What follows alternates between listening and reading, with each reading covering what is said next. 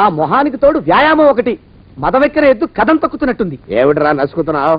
అసలే బుర్ర తక్కువ వెధవి. దాని తోడు బుర్ర చేత్తో రాస్తున్నావు. సరిగ్గా రాస్తున్నావా? తప్పులు తగలేస్తున్నావా? సరిగ్గానే రాస్తున్నానండి అయ్యా.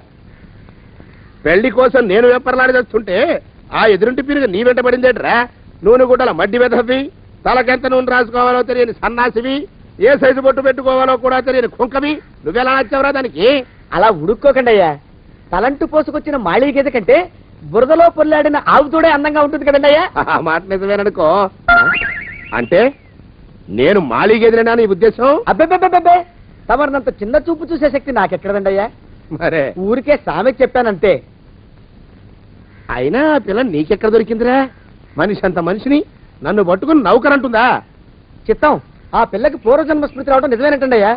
డాక్టర్లకు చూపిస్తే నిజమేనని నిర్ధారించారట. గత జన్మలో తమరు నౌకరైన మాట వాస్తవం అయి ఉంటుంది. వాస్తవమే అయి ఉంటుందా? చచ్చావు. ఏ మీ నాన్న మా నాన్న దగ్గర 6 జన్మల క్రితం అప్పు తీసుకున్నాడు. 480 ఏళ్ళకి చక్రవడ్డీ కడుతున్నాను. మునిగిపోతావు. వద్దు మహాప్రభు. తెంగర వేషాలు వేయకుండా పద్దులు సరిగ్గా రాచావు. నీ దుంపదగా. ఏమండి? అమ్మో, అయ్యో, పూర్వజన్మ వచ్చేస్తుంది. ఏమండి? పూర్వజన్మ వచ్చేస్తుంది. పూర్వజన్మ వచ్చేస్తుంది బాబు. అమ్మా, ఏమిటి దొంగట ఆడుతున్నారా? అమ్మాయి పెళ్లికి ఎదిగింది, మనకి ఈ వయసులో ఆటలేమిటండి? అమ్మాయి ఏది? అమ్మాయా దొడ్లో కొబ్బరి చెట్టుతో పళ్ళు తవ్వుకుంటుంది. మరి గోపిగాడేటి? గోపిగాడా దాహం వేస్తుంది, కిరసా దాగొస్తానని వెళ్ళాడు. చాలా, ఇంకేమైనా కావాలా? పిల్లలు దూరంగానే ఉన్నారు కదా, మిమ్మల్ని ఒక పని చేస్తానండి. ఏం చేస్తావు? ముద్దు పెట్టుకున్నావా? 3 అంగుళాల మీద కొరికేసినట్టున్నావు. ఆ ముక్కెట్టిచ్చేయి, అతికించేసుకుంటాను.